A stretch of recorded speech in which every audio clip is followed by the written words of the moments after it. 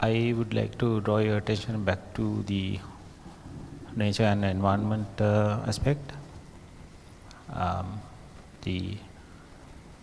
As this gentleman said very correctly, there is, I would say, it's a crime committed on environment, which is irrepressible, irreversible crime. And I believe that this is due to the fact that we are, or rather we don't have proper land use policies or guidelines. My question. Sorry, repeat that, please. The destruction committed on nature is due to the lack of land use guidelines and policies. That is my belief. What are your thoughts on that, sir? I agree with you. That is one aspect of it.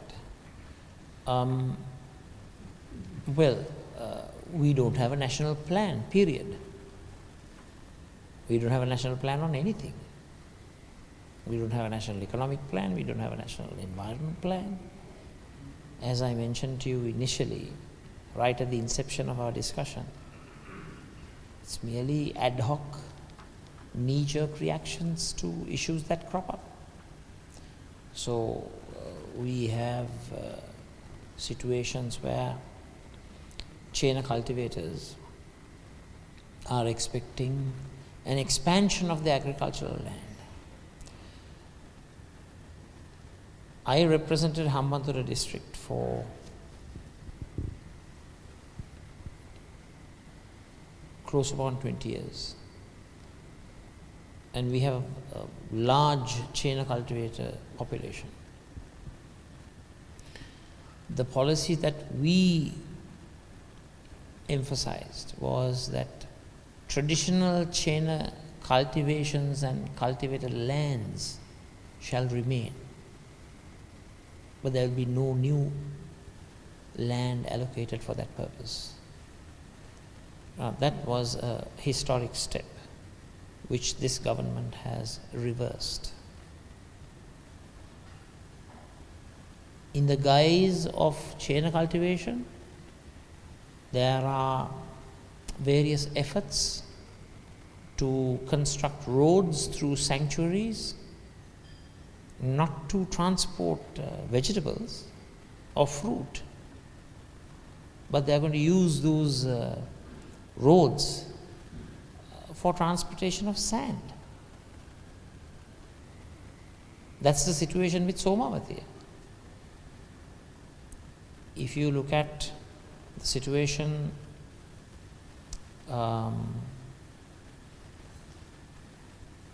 in most of the environment sensitive areas, Singharaja. Now Singharaja, just yesterday or day before, there's a new encroachment program from the Kalawana side, which I read in various publications. In the Udawalai Park buffer zone, you have the traditional elephant corridor called the Dahayagala corridor that has been taken over. So if you go on the policy of existing chain cultivated lands to remain and no new cultivations, that would at least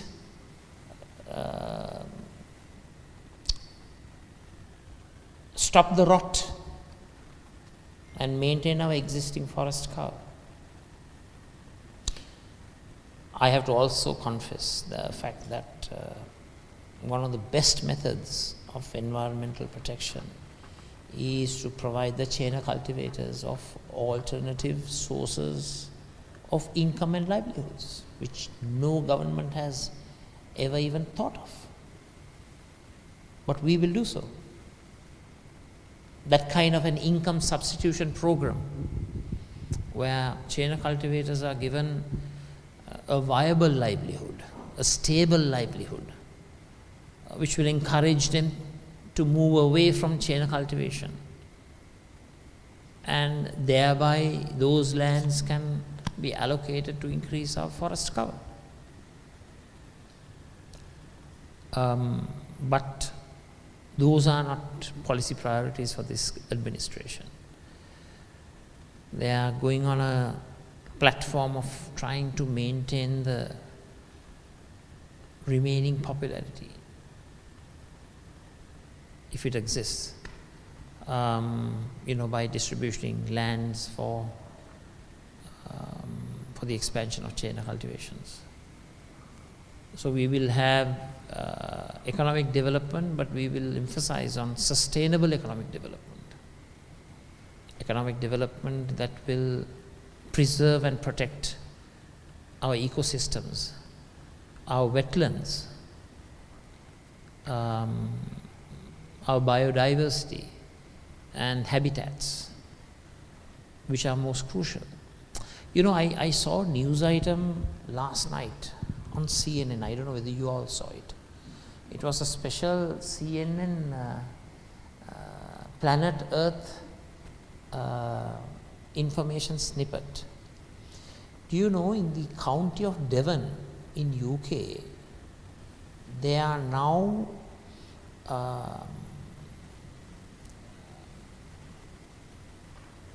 popularizing,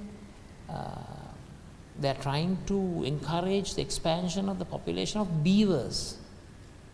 You know why?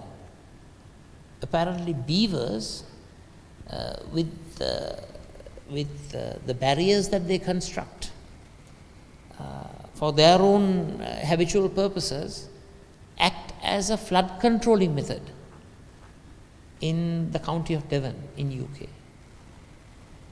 So beavers who were not existent in that area are now being brought, large populations are being brought. Why? Because they will construct those small barriers and it will act as a flood protection system. So look at what species perform in the ecosystem and how it is advantageous to the preservation and conservation of our environment. But what we have in our country are political beavers that are eating away at our treasury, looting our treasury. Political beavers.